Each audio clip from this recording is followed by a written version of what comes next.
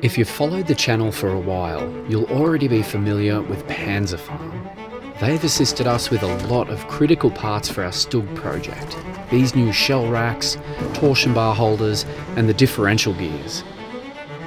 Panzerfarm recover relics from all over Poland and are always undertaking numerous restoration projects for their upcoming museum. But what's it really like in their facility? How do they make these incredible pieces? What upcoming projects are they working on? And what upcoming projects are they going to help us with? Well, Beau and I travelled to Poland to find out. So close! No, it's okay.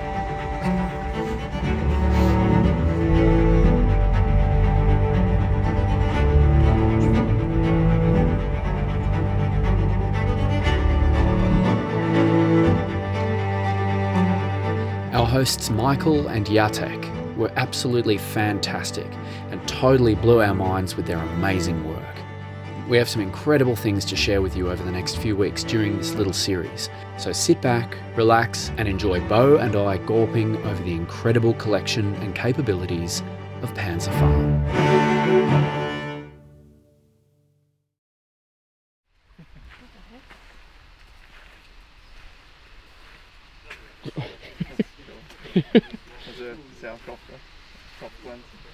Top blend. Oh. We were not prepared for the scale of Panzerfarm's operation. They have so many incredible parts for so many rare World War II armoured vehicles all in the one spot. The Panther drive units there. Just laying around. What? Wait, this bit here. Yeah, that's the bit that bolts the gun cradle to the whole wall. Oh, like what we were just making. Yeah. Oh man. That'd be nice to have. So this one we have multiple, yeah. So You have multiple of that. Yeah, we can show you, yeah. It's got everything we need. These small pieces you mean? Yeah. Yeah. Tricky to replicate. This one has the MG hull. Yeah. Wow. All these arms. The welding one with the hole. That's a piece that was just on the floor over there. Oh, like the feet for it. Yeah, so it goes up against the hull, the side of the hull. And this is that hole for the accelerator cable. Oh, that goes through it. Yeah. Do you have your tape measure? Well, the thing is, it's no good measuring internal components because they're changed through each. Oh, of course, it's all custom made. Yeah. Each vehicle is. And ours tailored. being the last, Yeah, you don't know. don't know. All different. The original Exactly. paint's cool though. It is. See, I don't think ours was painted inside. I think it was left in red oxide because it was so late.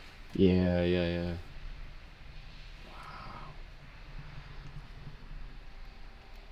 The difference between the motor deck, yeah. But the box for the gun cleaning rods. Yeah. Still I'd is like here. to measure that if that's okay. No problem. Maybe You tomorrow. can. During our trip, You can measure. Michael was kind enough to let us measure a lot of items for our StuG project. Torsion bar Yeah. holders from Yeah. for us.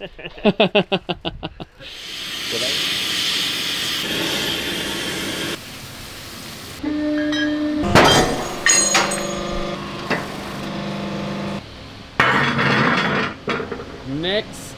Yeah, they were a lot of fun. Some of them. A lot of fun. Yes.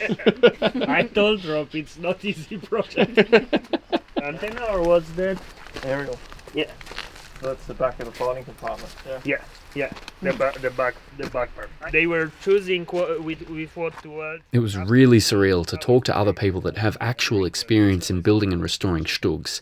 Geeking out with them was a real treat. Ausführung G, the version G, but tapered.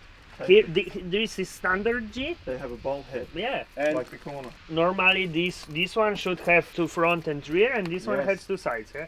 That was the ventilation hole for the StuG 4. It's very hard to say this is the StuG 4 or 3 because they can produce too many parts, and welding. This is the war, yes, and you couldn't. Oh, They this used is, what they had installed. Yes. Oh, this, Yeah. That's the remote control machine gun pivot. which in, so 1945 they make this cover? Yeah, because they don't have it. Yeah. End of the war, they tried to use as less equipment as they could, so they just put their plate to cover it. Yeah? Oh, another one. No, we actually have this part, Beau. We have this part. We actually have this part, Yes. and you've already put it together. What's this? Torsion bar. No. Because you got this here. Yeah, so the hull's keyed in later on. It's 80mm, but then your top transmission cover isn't keyed in. So I reckon this is very late also. A little piece coming off of here, Right. like our one has. So I'd say it's it'd be late G, but not late G. Yeah. Not like April 45G. That's right, and Yeah. it's LCAT because of this, What's Yeah. this? in this position.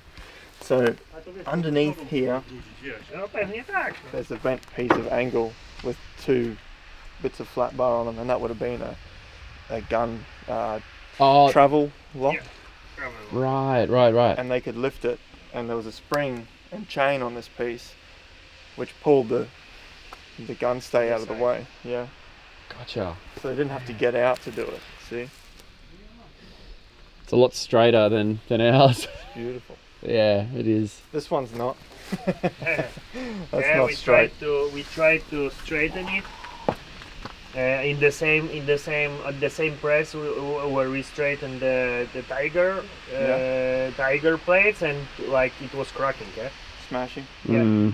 different type of steel. Yeah. It was easier to straighten the tiger plates, Yeah. most of them, than the StuG. So the guy who was straightening the tiger plates didn't manage to do this. Yeah, we can slowly do this on our press, but it's like Big job. big job. They're also popular by the farmers because so few of them we have from in the village the dogs that they were dogs house. Yeah, you put on this thing.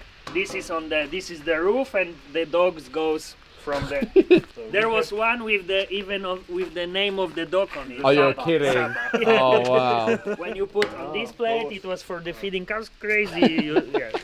Yeah. Priceless artifact. Everything what could be used, the people used. Yeah. Half-track fronts used as dog houses? Fancy that. It makes perfect sense. Everything that could possibly be used by farmers after the war was used. Yeah. Wow. Yeah. Oh, yeah, T34. We still try to sort everything. It's taking time, but this is the T34. This on the top there is a 76 turret roof, 85. So they were blowing. So when the tank was blown, it was like most of the roofs are complete. Yeah, I don't know why, but because maybe weak weldings. Yes. Weak joints, but all the T34, most of the T34 roofs were flying complete out of the turret. Ah, yeah. Yeah. This is the back See, plate. the shooting.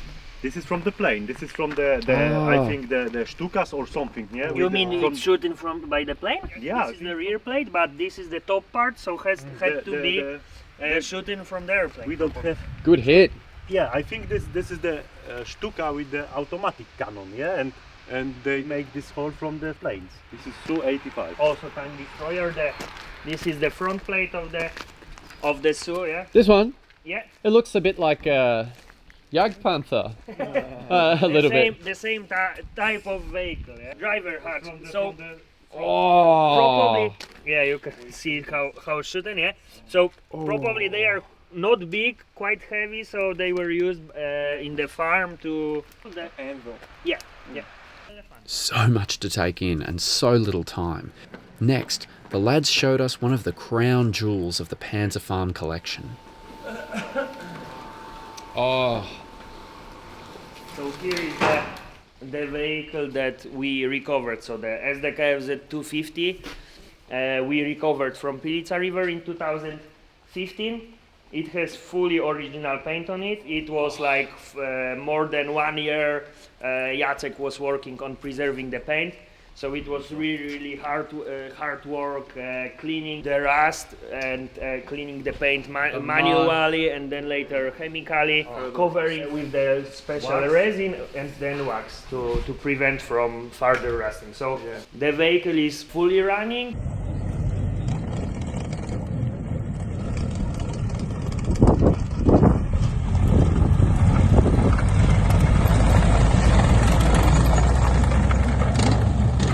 Only just few things but in engine, the oil pumps we talked about, that they completely disappeared, the housing completely disappeared.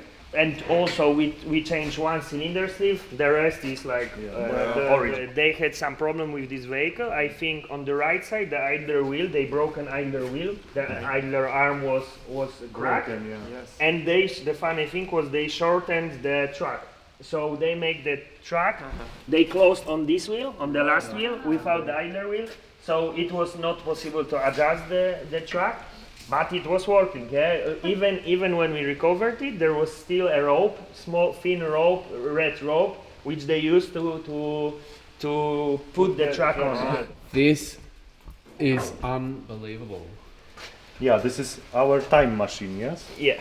Absolutely. So was it broken? Yeah, this one was broken. Everything was made to look like field repair. There were two vehicles nearby each other. This vehicle and the other vehicle was 8-ton half track, which was much more destroyed. On the left side is a little bit worse. The materials from the bomb they used, it made bigger corrosion to the left side of this vehicle. Yeah? It was quite deep in sand, about 2-3 meters, closed under the river floor.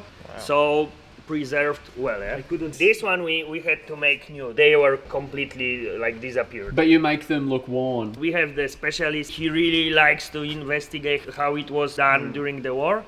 Yeah. And this one he made just scratching the surface, cleaning, scratching again, washing. So this is new one, but also made to look original, to fit the rest of the vehicle. Love this. Jest ten, przy pozycji kierowcy. It's original paint, original runs. Yeah. So inside you can see it was like painted above everything. They painted complete interior without disassembling it. Yeah. When we were cleaning the rust and everything, it has few camouflages on it. So some of the camouflages and the markings, they showed up at the same time, from different periods. You can see there is a cross, the other cross, which is under the number of the vehicle. Also here it has number 223, but someone made mistake or had before different number, because under the 3 there is 2 also. So now it shows all its history. This one was registered in Berlin. And the interesting thing, it was staying just here in near Nashelsk for 1 month, more than 1 month. When they had to escape, they were trying to go through the river. It was in January 1945. The ice broken and it sank, or it couldn't just go through the river. So thousands of these vehicles sank in Pilica River. We have recovered 2 vehicles at this place, and in 1996, my father and uncle, they recovered the bigger half track, the Pioneer version. This is up there with one of the best restorations I've ever seen. Original paint preserved, nearly every part intact, everything a match and as it was the day it sank in the river. It's almost eerie, like the thing has been frozen in time. The dedication and workmanship of Panzerfarm is on full display here.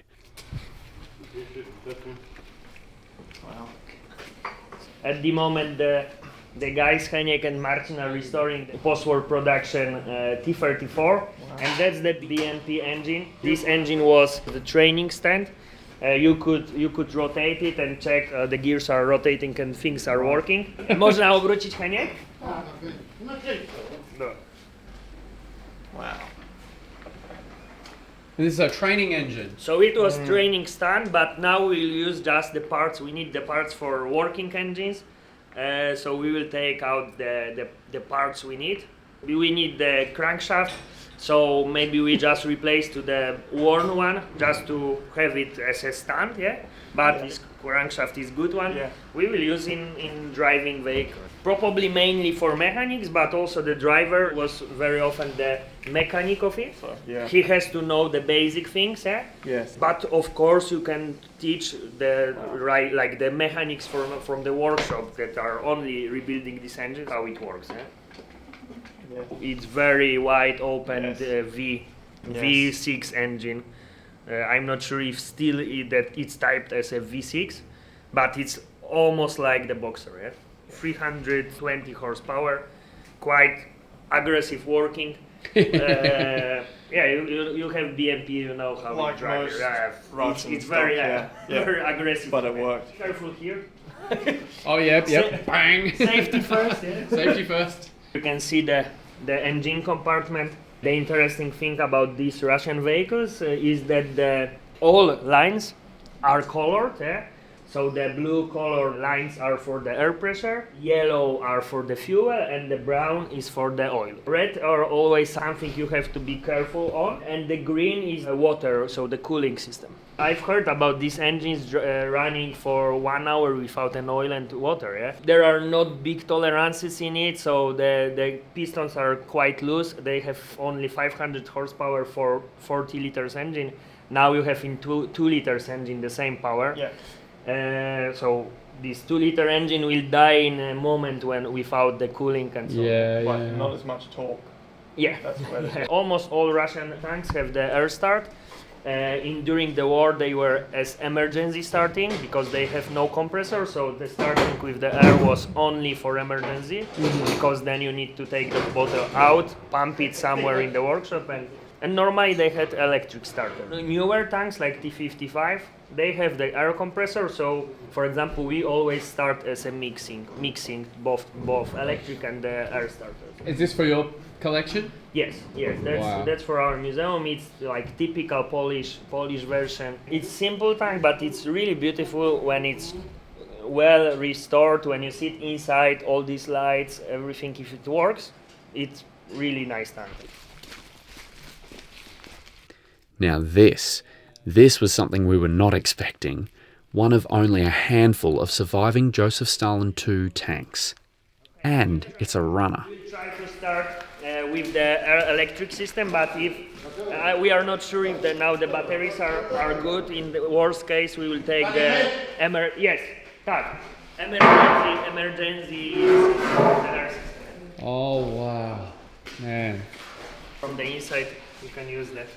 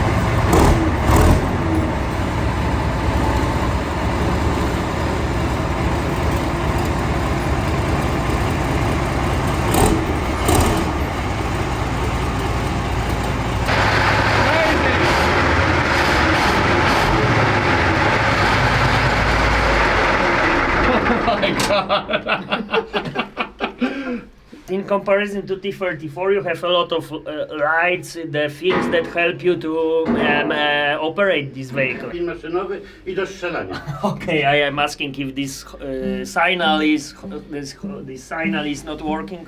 And he tells it's not the signal, it's the electrical relay for the gun. Oh, right.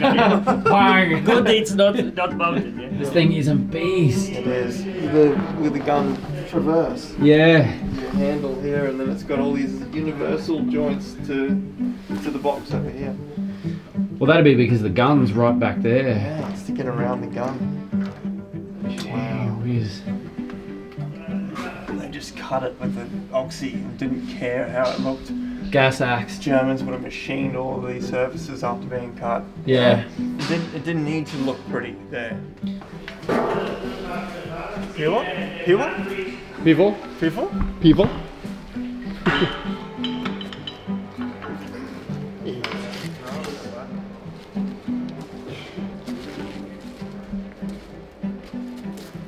Albo zajedziemy do was, to weźmiesz jedną osobę, żeby to robić. Can you put your hand on that muzzle brake, guys? Just look at the size of this gun and the muzzle brake. The leap in technology from the start of World War II to the end is just astonishing. But the bridge block is from this one. It It's was from this sitting original? it was sitting inside. You're kidding. Yeah. Wow. Gun mantlet, and that's the engine crate for the ventilation. Yeah, so we have the system to close the radiator to heat faster. Then you open to allow cooling system. Awesome. Very cool. What's next? We've got plenty more coming up. So join us next Wednesday for your weekly tank restoration fix. So until then, I'm Kurt from Oz Armour, and I'll see you on the next one.